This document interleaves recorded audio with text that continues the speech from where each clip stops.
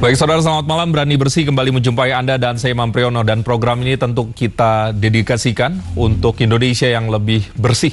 Dan memang program ini kami dedikasikan untuk menegakkan hukum dan pemberantasan korupsi di Indonesia. Malam hari ini kami menjaga asa perbaikan hukum di Indonesia tidak hanya pada masalah-masalah hilir, tetapi juga masalah-masalah hulu.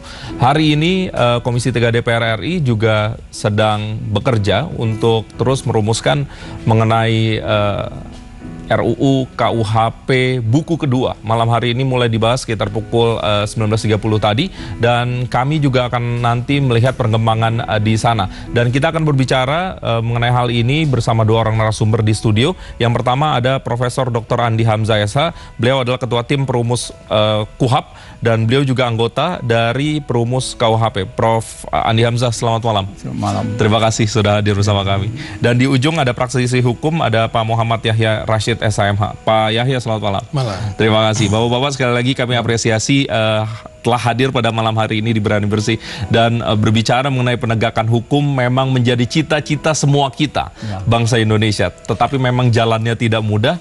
Kita harus melalui jalan itu, dan kita berharap pada sewaktu-waktu kita punya sistem hukum yang lebih baik daripada hari ini. Dan kita masih menantikan rekan kami, Fani, yang saat ini melihat jalannya sidang di Komisi 3 DPR RI yang membahas mengenai ini. Dan sebelum saya menuju ke Fani, saya ingin dulu mendengar bagaimana pandangan dari Prof. Andi dulu. Prof. Andi, kita ketahui bersama bahwa menjaga asa memperbaiki KUHP dan KUHP ini harusnya terus ada di dada kita. Walaupun tentu tidak mudah, banyak sekali kepentingan ada di sana. Tetapi kalau Prof lihat sendiri per hari ini, bagaimana kondisi revisi KUHP dan KUHP ini? Silakan, Prof. Jadi baik KUHP, saya dulu anggota dari tahun 1983 sampai 92 diserahkan kepada pemerintah. Kemudian ini mengenai KUHP, saya jadi ketua penyusunnya 10 tahun lamanya, dari tahun 2009 sampai 2000 sampai tahun 1999 sampai 2009. Ya. Saya menyerahkan hasilnya kepada Andi Matalata, Menteri Hukum dan HAM, dan setelah dikirim ke Seknek waktu itu, karena saya jelaskan ini penting sekali, dua undang-undang ini, rancangan KUHP sama undang-undang korupsi yang baru. Beliau belum kirim, sialan datang Menteri baru, Pak Sabah, ditarik kembali kedua rancangan undang-undang itu, entah apa sebabnya. Yang terakhir bagi saya, karena saya tidak dipanggil menjelaskan apa yang orang keberatan kedua undang-undang ini, mestinya saya jelaskan, tapi dia tidak diberi kesempatan. Oke. Nah, lalu masuklah Menteri Hukum yang baru, yaitu Amir Samsudin. Dialah yang kirim ke DPR KUHP itu. Ya. KUHP itu dari masih DPR yang lalu sudah dibahas DPR. Sudah setengah jalan, diganti lagi DPR, ada pemilihan umum yang baru, sampai DPR yang sekarang, kembali lagi ke pemerintah, mentah lagi. Mestinya kan diteruskan saja oleh yang sekarang. Jadi bagi saya ini terakhir sekali, karena apa? 4 tahun terakhir itu sudah tidak ada anggaran di Menteri Hukum dan HAM, sehingga Menteri Hamid Awaludin minta bantuan Amerika. Amerika bantu, Jaksa Agung Amerika, Attorney General, kirim jaksa ke sini, dan ahli hukum acara pidana sedunia, istrinya orang Rusia, dan juga setelah melahirkan KUHP Rusia sudah lahir, bantu Amerika juga. Kita dibantu, miliaran uangnya keluar. Lalu dia tanya saya, kapan dibacakan ke DPR? Tahun depan. Sehingga jaksa Amerika yang ditempatkan di sini membantu kami itu dihukum, ditarik ke Amerika. Karena tidak ada hasil. Mana KUHP, kami uang sudah banyak keluar, mana hasilnya? Ini dari Rusia, KUHP-nya sudah keluar. Ini Indonesia yang kamu bantu mana? Ya katanya tahun depan, tahun 2008, tahun depan sampai sekarang. Apa yang membuat ini begitu sulit, Prof? Ya, orang Jepang, saya ceritakan juga kepada orang Jepang, pakar Jepang di Tokyo, dia mengatakan begini, memang sulit negara berkembang mengubah undang-undang, walaupun undang-undang itu yang buruk sudah dinikmati orang. Orang yang menikmati itu tidak mau ubah itu. Wah, Banyak kepentingan di banyak sana. kepentingan, masing-masing mau. Ya, di sini ada jaksa, ada polisi, ada pengacara, masing-masing mau sendiri-sendiri kan. Oke. Kalau di negara lain dibuatkan undang-undang, jalankan kamu. Bukan mereka yang disuruh membuat undang-undangnya. Oke. Gitu loh. Oke, nah, saya nanti akan masuk ke detail, tapi saya ingin berbagi dengan Pak Yahya. Pak Yahya, hari-hari belakangan, buat saya pribadi, jangan-jangan suasana atau kejadian yang terjadi itu terus menjadi semacam bahan bakar untuk kita terus berpikir keras membahas KUHP dan KUHAP. Berapa banyak pejabat negara yang tersandung kasus korupsi. Masalah hilir begitu gaduh. Dan jangan-jangan masalah yang ada di hilir itu terjadi karena masalah hulunya kita tidak pernah tuntas. Sehingga apa yang terjadi di hilir kita bisa prediksi inilah yang terjadi. Untuk seorang praktisi seperti Pak Yahya, apa yang menurut Pak Yahya benar-benar harus segera dilakukan terkait dengan isu kita KUHP dan KUHAP? Ya, kalau kita sebenarnya mau menegakkan hukum itu paling terutama memang kita harus sejalan antara KUHP dengan KUHAP. Tidak bisa dibahas secara sendiri-sendiri. Betul. Jadi seharusnya memang KUHAP yang sekarang ini sudah sangat tidak relevan lagi untuk dipertahankan secara keseluruhan, karena banyak sekali kasus di lapangan yang kami temukan itu banyak disalahgunakan oleh para penegak hukum. Ya, mungkin dia tidak mengerti dengan KUHAP itu sendiri, ataukah memang moralnya yang tidak sejalan dengan aturan. Sehingga memang dibutuhkan KUHAP yang baru. Karena adanya itu yang tadi Prof bilang, bahwa seharusnya itu penangkapan itu memang harus jelas. Apalagi sekarang sudah tidak sejalan lagi dengan adanya pra-peradilan. Adanya putusan Mahkamah Konstitusi mengenai pra-peradilan yang tadinya hanya berdasarkan pasal 77A itu ya, hanya salah tangkap ya kan, betul, salah prosedur itu ya, sekarang kan tersangka itu jadi objek daripada pra-peradilan. Nah, yang aneh sekarang ada kasus saya temukan di Jakarta ini dan beberapa daerah juga. Ya, tapi yang paling sangat menarik ini yang saya dapatkan itu adanya mondar-mandir perkara dari polisi ke jaksa. Dan terkadang saya temukan itu ada kerjasama, seakan-akan ini dari polisi ya udah dijadikan tersangka, diserahkan kepada jaksa dengan mungkin berkasnya dengan berbagai macam motif, tergantung dari sponsor, gitu. Jadi kadangkala dikurangi berkasnya atau bagaimana, memang sudah disetting dengan penyidikannya tidak lengkap. Jadi mondar-mandir terus seperti ini di Jakarta Utara, sudah dinyatakan P21A, malah jadi P19. Jadi ini seorang tersangka, ada tersangka ya, sudah dinyatakan tersangka, ditahan dengan suatu penetapan pengadilan. Pengadilan di Jakarta Utara dinyatakan bahwa ditahan. Kemudian dalam tahanan itu dia melakukan tindak pidana lagi, sementara di dalam tahanan melakukan tindak pidana dengan teknologi canggih sekarang, menggunakan token, merampok, memindahkan rekening perusahaan kepada rekening pribadinya, dan malah polisinya melakukan penangguhan.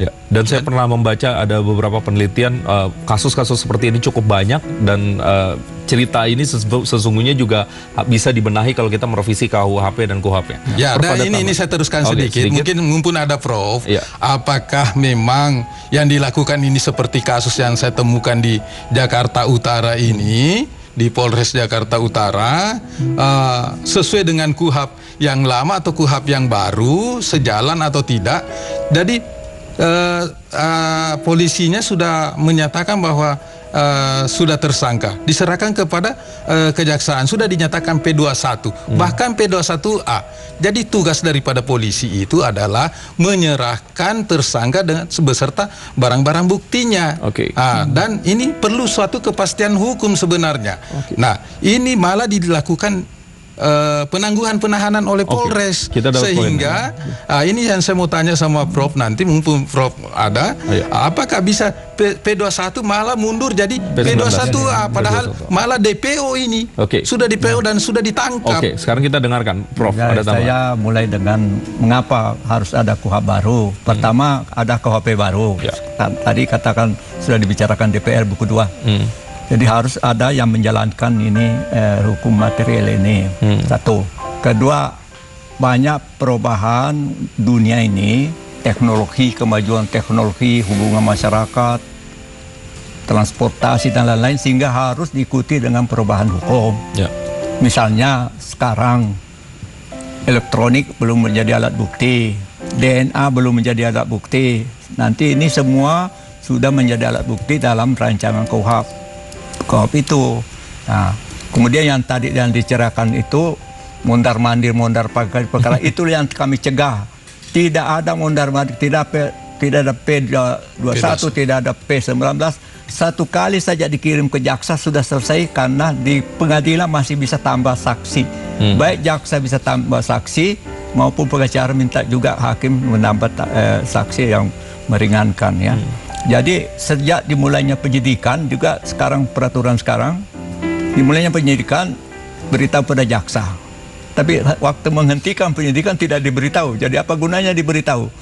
Jadi nanti kami atur memberitahu jaksa itu tidak perlu tertulis. Itu merepotkan polisi. Bisa handphone, bisa telepon, bisa SMS, bisa email, bisa lisan. Ketemu jaksanya, begini dulu perkara. Jaksa di situ langsung memberi petunjuk begini, pakai pasal ini. Jadi tidak ada lagi mondar-mandir perkara. Kan sudah dari mulai sudah dikasih tahu pasal berapa yang dilanggar, kemana diarahkan pemeriksaan. Jadi waktu terima perkara tidak ada lagi. Memang sudah dikasih petunjuk. Bisa dengan telepon petunjuknya, bisa dengan email, bisa SMS. Bisa datang ke jaksanya ngomong. Nah, kita permudah begitu. Baru kami supaya lebih mudah lagi, kejaksaan itu dibagi zona. Di Jakarta Selatan itu, misalnya ada jaksa khusus untuk Tebet, ada jaksa khusus untuk Kebayoran, ada untuk Cilandak. Dia tiap kecamatan itu, ya. Jadi kalau ada perkara di sana, jaksa itulah yang ditelepon. Dia sudah tahu, bukan surat ke Kejari, mondar-mandir begitu. Sudah tahu jaksanya perkara di Tebet, jaksa Tebet pasti itu jaksa yang ini. Jaksa yang hubungi dia, langsung kasih petunjuk di situ. Jadi mudah kan? Oke, Prof. Nanti saya akan dalami.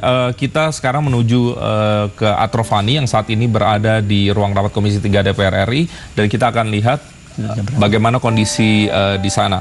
Baik, tampaknya kami belum terhubung. Baik, Prof, kita lanjutkan. Kita belum terhubung ke Senayan. Saya ingin tanya mengenai misalnya polemik kalau kita cerita mengenai KUHP. Cerita KUHP misalnya, kan sekarang karena KUHP dianggap tidak bisa mewadahi banyak cerita. Contohnya kasus korupsi misalnya. Kan ini banyak aturan-aturan yang lex spesialis. Kan dikhawatirkan kalau nanti cerita-cerita korupsi ini masuk ke KUHP, kehilangan kekhususannya dan yang lain-lain. Bagaimana kita melihat? Jadi sebenarnya korupsi itu dibagi dua. Ada yang khusus korupsi di luar KUHP, yang memang korupsi. Artinya di negara lain tidak ada seperti itu. Memperkaya diri sendiri, menyalahgunakan kewenangan, itu memang korupsi di luar KUHP. Lalu di KUHP itu suap. Tidak ada negara di dunia tidak punya KUHP suap. Memberi suap, menerima suap. Pegawai negeri, hakim yang menerima suap. Itu tetap ada dalam KUHP. Nanti di Undang-Undang KPK diatur bahwa KPK berhak menyidik baik di Undang-Undang korupsi maupun korupsi yang ada di dalam KUHP. Jadi persoalannya selesai. Karena kalau suap itu dikeluarkan undang-undang tersendiri, itu KUHP kekurangan pasal. Berbeda dengan KUHP seluruh dunia. Seluruh dunia ada suap, memberi suap dan menerima suap. Nah ini saya mesti jelaskan sekarang mengenai KUHP ini. Kami tim sudah menyerahkan tahun 92 kepada Menteri Ismail Saleh. Jadi sudah lama, puluhan tahun di pemerintah. 92, 34 tahun sekarang, ya. 34 tahun. Jadi kami tidak bisa membuat KUHP baru sama sekali. Jadi yang seperti mencuri, memperkosa, membuat surat palsu, membuat uang palsu, ambil dari KUHP yang sekarang. Ya. Kan seluruh dunia sama saja kan? Terima suap, memberi suap, ambil dari KUHP besar, tidak bikin yang baru. Masa kita bikin baru lagi? Nah, dalam waktu 34 tahun lagi, semua yang kita ambil itu pencurian, penggelapan, penipuan, perkosaan, pemalsuan surat di dalam KUHP Belanda sudah diubah. Jadi dari 34 tahun itu KUHP Belanda sudah 180 kali diubah. Oke. Jadi mudah sekali di sana rupanya kalau ahli sudah begini, DPR cuma dong terima atau tidak. Misalnya mencuri ditambah. Kalau mencuri untuk tujuan dana terorisme dihukum 30 tahun gitu. Kalau membunuh ditambah di bawah. Membunuh karena motif terorisme hukuman 30 tahun. Nah, ditambah. Jadi semudah itu di Belanda ya? Mudah karena tidak seperti di sini. Kalau ahli sudah membuat dibawa ke DPR cocok, itu hari sudah keluar. Oke. Kalau kita sangat demokratis, kita tidak sampai-sampai. Tidak sampai-sampai. Oke, kita akan lanjutkan setelah jeda berikut semua ini. orang merasa pintar. Tetaplah bersama kami.